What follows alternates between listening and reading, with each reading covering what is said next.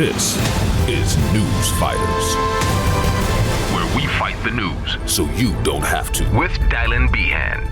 Yes, g'day everyone. Welcome to the special September bonus episode of News Fighters. For all our patrons who support us, thanks again for supporting the show. Your bonus episode this month for the first time is a video episode. Please don't share the YouTube link too widely. But yes, this month also is a slightly different bonus episode. Normally I play outtakes from the show and I just talk about behind the scenes stuff. This month is a very special bonus episode for all you supporters. It is a bunch of wacky clips that didn't make it in the show, and just general wacky clips from the last couple of months that I thought you might enjoy. Might be a long show. Strap yourselves in. All right. First of all, of course, the big news of the past month was the death of the Queen. And of course, lots of funny Vox Pops made it into our big episode on the Queen's death. But my favourite thing I didn't get room to share was about how everyone in the UK loved talking about how they catch trains everywhere. We just travelled down this morning. We left at 6 o'clock this morning. Fortunately, we're on a direct train link to London. I live in South Yorkshire and I go up on a train this morning and come down on my own. We all just met today on various trains. We took the train for about 6:30 in the morning. It's 8 o'clock now. I think it's definitely going to go with it in the end. So, I can't wait. For history, see the King, and then we're going to jump on a train to London to see the Queen Line estate. Yes, we get it. You have trains. Everyone in Australia would be like, got the toll road down to see the Queen today. Cost me $32. Well, at least they all made more sense than that guy in Belfast that Channel 10 talked to on the street. Oh, he's just a gentleman, like his mother. That's basically his mother, Please, if anyone can understand a single word of what that man is saying, email me. I want to know. Also on the Queen, I forgot to play this bit of incisive commentary from Channel 7 when the British Prime Minister Liz Truss arrived at the Queen's funeral. As she enters the Abbey there with her husband, Hugh O'Leary. What a fortnight for Liz Truss. Yes, what a big 2 weeks for Liz Truss. I think you'll find was a bit bigger for the Queen, Channel 7. I think she had a slightly bigger couple of weeks. Anyways, on to politics now. One of my favourite clips from the last couple of months that didn't get a run anywhere, which is very visual and only works in video form, so this is why we're doing a video show. Here it is. It's Dominic Perrottet getting stuck in a door. In politics, a revolving door is always a worry for a leader. Today, New South Wales Premier Dominic Perrottet's trouble wasn't being shunted out, but shut out of a national cabinet meeting. Yes, New South Wales Premier Dominic Perrottet getting shut out of a building. Now he knows how he's going to feel after the next state election. Hey! It wasn't just New South Wales Premier who had some run-ins with inanimate objects. Here's Chris Bowen driving into a curb. The Climate Change Minister confident Australia will soon put the foot down on electric vehicle uptake. Yes, typical Labor person, probably never got his driver's licence till he was 30 because he's catching buses everywhere like a socialist. Where'd you get your licence, Chris Bowen? Maybe he's a good driver. I don't know. Look, we've all been there. It's fine. Not a great clip. Moving on. The Jobs and Skills Summit was held a couple of months ago, and everyone was invited there. Weren't they, Albo? What we want to do is to bring together unions, employers, and civil society. Yes, thank you, Anthony Albanese, for confirming what we long suspected, that unions and employers are not part of civil society. I knew it all along. Also during the Jobs Summit, look how excited Chris Uhlmann was to see one of Australia's top businessmen. Nine political editor Chris Uhlmann is there. Chris, who are you most excited to be seeing today? Oh, we just saw Twiggy Forrest walk in the doors of the Great Hall behind us. I don't know that's terribly exciting, but that's one of the people who is here. Yeah, so with that, Fortescue Metals pulled all their advertising from Channel 9. Another interesting visitor at the Jobs Summit was Alan Joyce, the head of Qantas, and he encountered some problems, didn't he? The Qantas boss having a trifle trouble with check-in. The Qantas chief got a taste of the agony of check-in. Oh, sorry, Alan Joyce, you didn't remember to pre-check in on your phone before? Well, I'm afraid you've missed the cut-off time. You can't get in now. That'll be $900. As it turns out, Qantas is going so badly at the moment that even Alan Joyce doesn't fly Qantas anymore. He copped a lift with Albo 747 on his plane the other week. One of the attendees, by the way, is the Qantas boss, Alan Joyce. Is it true that he hitched a ride on the government jet to Canberra? He did, along with a whole lot of other people. Yes, turns out Alan Joyce just wanted the vegetarian option, which he couldn't get on Qantas. Back to the job summit, and Chris Uhlmann, he had a punny day covering the job summit, didn't he? Listen to all Chris Uhlmann's puns from the job summit. Well, Carl, we are at base camp at the moment of the summit. The job summit hits base camp, where summiteers included the Australian of the Year, nearing the peak of his summit. As the summit peaked, the Treasurer planted the government's flag. All right, it wasn't so much a series of puns as just one pun over and over. Yes, Chris Uhlmann, we get it. It was a job summit like a mountain. We got it the first time. Speaking of puns, though, you know who had some great puns this last couple of months was Channel 10's Sandra Sully covering this Spanish tomato festival. And we couldn't let this next story passata without making mention of it.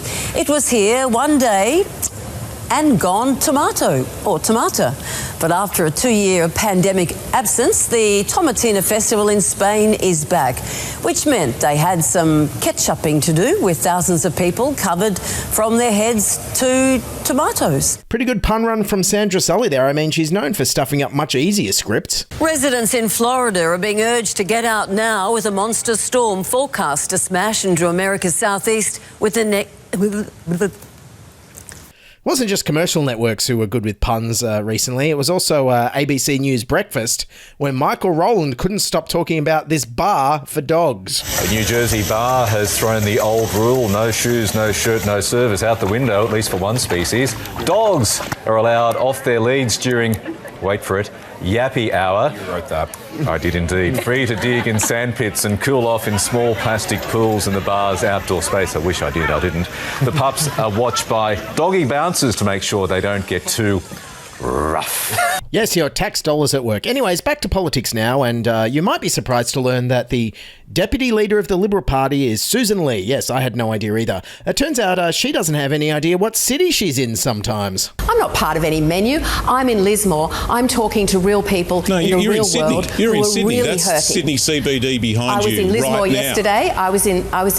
I was in Lismore yesterday. And it wasn't just Susan Lee who lost track of where she was, so did Anthony Albanese when he was in London. Quite clearly what we can see all around us is the affection in which Her Majesty Queen Elizabeth was held by people here in the United Kingdom, but also, of course, here in Australia. Yes, of course, going off our money and our flag, Australia is still part of the United Kingdom, so close enough, Albo. And speaking of word salads, the winner of the worst word salad of recent memory goes to Peter Dutton, who was on air when news came through that former Russian President Mikhail Gorbachev had died. And listen to Dutton's very touching tribute he delivered off the cuff. We've just had some breaking news while we've been on air speaking with you. The former Soviet leader Mikhail Gorbachev has passed away. We have confirmation that he has died. Any thoughts this morning?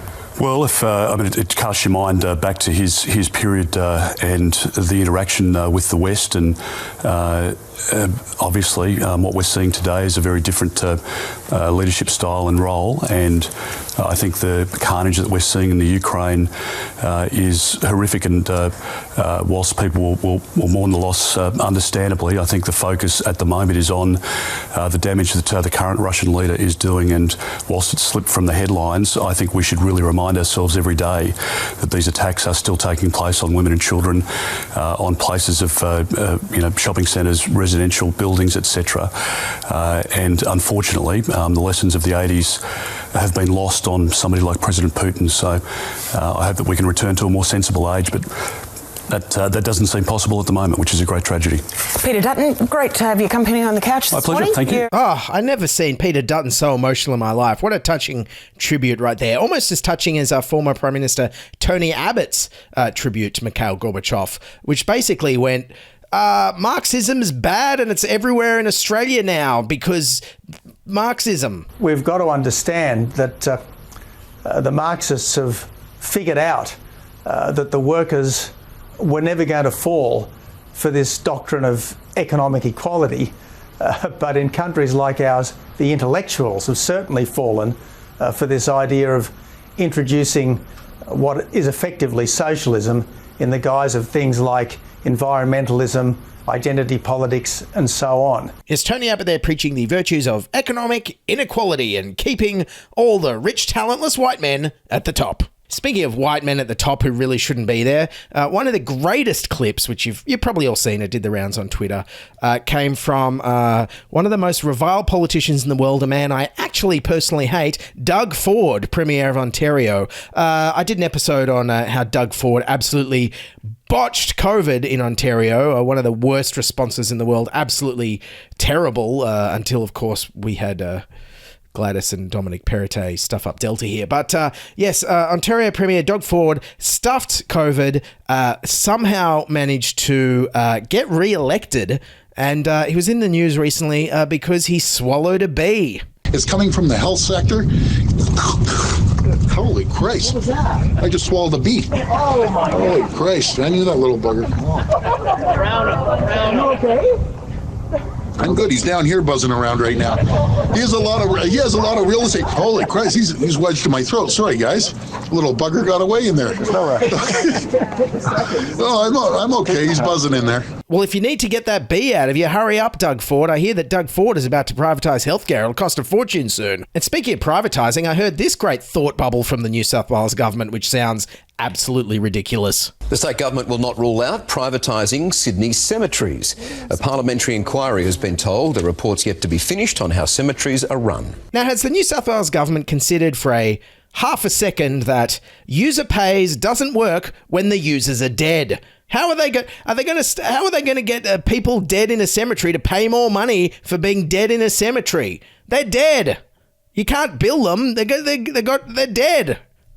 They can't log into their internet banking. They're bloody dead. Anyways, on to colourful characters, and you may have heard in the news that some of Elon Musk's space junk, his junk is normally just hitting anyone all the time because he's had so many kids. No, his space junk hit the snowy mountains here in New South Wales, leading to these reactions from the locals. Wasn't quite sure what to think about it all. I looked and then I had a bit of a look around and it made me sort of wonder a bit what was going on. Those who found it are just glad the space junk came down where it did. I don't think you'd fare too well if it landed on you.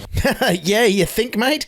Mind you, I think I have a pretty good idea what Ontario Premier Doug Ford would say if some space junk landed on him. Sorry, guys. Little bugger got away in there. Oh, I'm okay. Also on colourful characters, now I don't like to poke fun at people who get robbed or are victims of crime, but when I heard this news story out of America, I kind of had a laugh. Delivering sermons in designer suits, a New York bishop has been robbed at gunpoint while conducting a Sunday service. The thieves made off with over $1 million worth of jewellery, prompting the bishop to offer a $50,000 reward for its return. Yes, that's right, $50,000 for $1 million worth of jewellery. How does he think this exchange is going to go? Hey, guy who's got my $1 million worth of jewellery, I'll give you $50,000 for it. That's a good deal. Here you go. Oh, there, everyone's happy. Also in world news, out of Pakistan before the floods was the news that their Prime Minister Imran Khan was going to be on trial, and wow, the courtroom system just didn't hold up, if you ask me. Pakistan's former Prime Minister arrives at an Islamabad court on terrorism charges. Security is tight, but even the metal detectors are swallowed by the jostling crowd. And wow, the world hasn't seen a metal detector be that completely useless since every American school. Anyways, on to a new segment called A Current of What?, where I play clips from a current affair and you try and guess what the story is about. Okay, it's a new, exciting new game. Now, watching this clip, what do you think the story is about? Dorothy had a dream.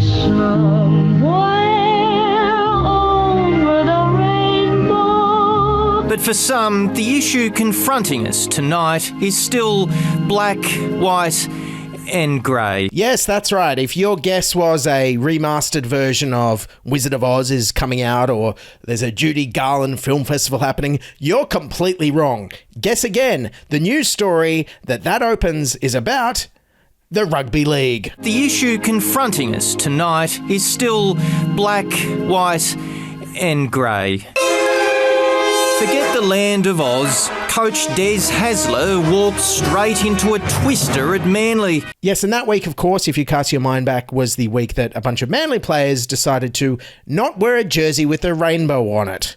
So, of course, it's a news story that opens with a homage to Wizard of Oz. I don't understand the thinking there, a current affair. But also while we're on a current affair, my award for worst graphics and acting and editing of the month goes to this story from a current affair about a baby being rescued by a toddler in a house fire. I wanted to pick her up and get out of it. You were trying to pick her up to get her out of it. But I couldn't because her heart's too heavy. She was too heavy. He climbed into the burning cot, but it collapsed under his weight. Incredibly, Aspen didn't run. He shielded his sister from the flames. Yes, and speaking about kids who are pretty bad on camera, check out this great Vox Pop from Channel 9 at the Birdsville races. There we go. You're a travelling man. What are you excited for today? Yeah. Look, this 15 minutes of fame's got you a bit stumped this morning. I haven't heard someone that tongue-tied since Sandra Sully. With the neck...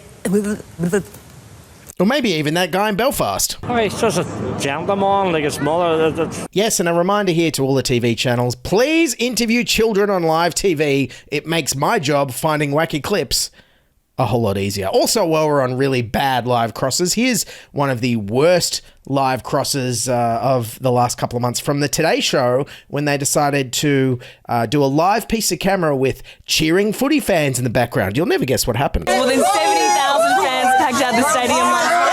Melbourne felt like Melbourne again. These guys are here bright and early. They are having so much fun ahead of the game tonight. The Cats are taking on the Pies. And just when you thought that no one could be more loud and obnoxious on camera than Aussie footy fans, the ABC went to a heavy metal music festival. Black it! Black it! Black it! Black it! Meanwhile, over on Sunrise, Mel and Koshy are tackling the big news stories. A group of, shall we say, bloodthirsty thieves have stolen a much-loved cardboard cutout of Twilight vampire Edward Cullen. Any idea who these thieves are? Let's have a look. Well, look, they fit the description of 4 young women, the kind of around the generation that would have enjoyed Twilight as teenagers around 12 years ago when the series was originally released. So we're hoping that basically they'll come to their senses and return it. Yes, thanks for tackling the big crime stories there, Sunrise. What's next? The time someone paid for a small popcorn and got a large? Will you spend 3 minutes on that too? The morning shows are also well known for presenting some happy good news stories, and here's my happiest story of the last couple of months. A beer-drinking therapy pony who drinks Irish stouts and is a regular visitor at the pub, well, he's been appointed mayor. Of course he has. The pony, a miniature Shetland named Patrick, frequents a pub in Devon, England, with the landlord reserving a special corner for him to enjoy his Guinness. Makes me proud to be Irish. Locals started an online petition to make him the official mayor of the town, which was successful. During the pandemic, he became a therapy pony. He even has his own Facebook page. And that pony's Facebook page now has more likes than Peter Dutton's. What are the odds of that? Who knew? Also, while we're talking about morning shows, it's time for a new segment I want to do called Meanwhile, over on Studio 10, where I literally just play clips from Studio 10 and you go, what? Let's kick it off. Meanwhile, over in Studio 10, they interviewed a dog who just authored a cookbook. Kobe, the 52-kilo Pyrenean mountain dog turned master chef, has just released his first canine cookbook, sharing all of his favourite gastronomical delights with other furry friends. Do you have a favourite recipe, Kobe? Or should we find out? Yeah, let's find out. Oh, here we go. Get out, Aaron! Mind you, it's not that surprising. I mean, ScoMo thinks that Winks the horse could author a book. I had an autographed, not by Winks, of course. I had a book by biography which had been signed by the author, and we joked that, while it was a biography, that Winks was probably the only horse that could have written an autobiography if that was possible, because how great she was. Meanwhile, over on Studio 10, some of the guests were from the sponsor Dilmah Tea, which led to this great television. My wife's going to love that. Sir, you got to put it, yeah. Don't do that in public. No, I wouldn't recommend that, but give it a good smell. Oh, no. And just when TV couldn't get any harder to listen to, Studio 10 decided to use precious TV airtime to smash some ice up. We're just going to shake this for 7 minutes. It's really gone for, aren't you? It says put your back into it. It says put your back into it, yeah. You've got to really got to smash this up now. Don't worry, folks. It's the freshest ice cream she's ever had. Freshest you'll ever so you can taste. stay with us for a little bit. Yes, great use of TV airtime there. Thanks, CBS, owners of Channel 10. But my absolute lowlight from Studio 10 has to be whatever the hell this is.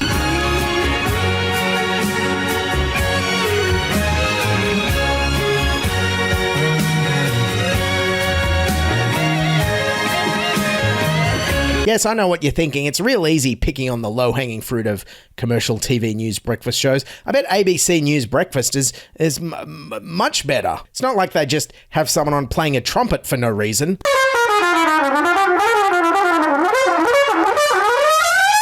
Okay, fine. Well, at least that's kind of highbrow noise. And also on ABC News Breakfast, they get the important big interviews. Humpty and I were just having a great chat. I'm here with Humpty and Jemima and Big Ted. I have to say Humpty's been very naughty. He's been heckling me all morning as I've been broadcasting over there. Hang on. Humpty says I'm his favourite news breakfast presenter. Well, there we go, and we've got through it. That was the avalanche of wacky clips for this September bonus episode, and again, another big thank you to all my Patreon supporters for this. And if you'd like to hear episodes like this or watch episodes like this, join our Patreon at patreon.com/newsfighters. And also, all the usual bureaucratic stuff. Don't forget, follow me on Twitter at Diabolical. Don't forget to hit subscribe and follow us on YouTube, where I'm putting up little compilations and little other clips there on our YouTube at youtube.com/newsfighters, and on our Twitter and Instagram, which is at newsfighterspod. And also, just a reminder, if you have any rich friends, I'm looking for sponsors who have $300 a month. I need 3 of those to fund the show. To keep doing fortnightly episodes. I'd love to keep doing fortnightly episodes. So please sponsor the show. You can email me sponsors@newsfighters.com, or there's $300 tiers on patreon.com/newsfighters. And it'll basically pay me minimum wage 2 days a month. You know, long days. These aren't quick shows to make. And it'll help keep the show together. Also, we're not on Facebook. Well, we are on Facebook if you want to like us on Facebook. But please, if you want to keep up to date with the show, sign up for our free Substack newsletter at newsfighters.com. All these links are in the show notes. I'm Dylan Behan. Thanks for a great month, everyone. Looking ahead, I've got the rest of the year planned out. We've got the Victorian election coming up. We've got COP27. We've got the federal budget. And I'm going to have a big year in review episode at the end. And a plane going over means that's my cue to wrap up the episode. So keep fighting, and bye for now. Bye! This is News Fighters, where we fight the news so you don't have to. Well, it's basically his mother, you know.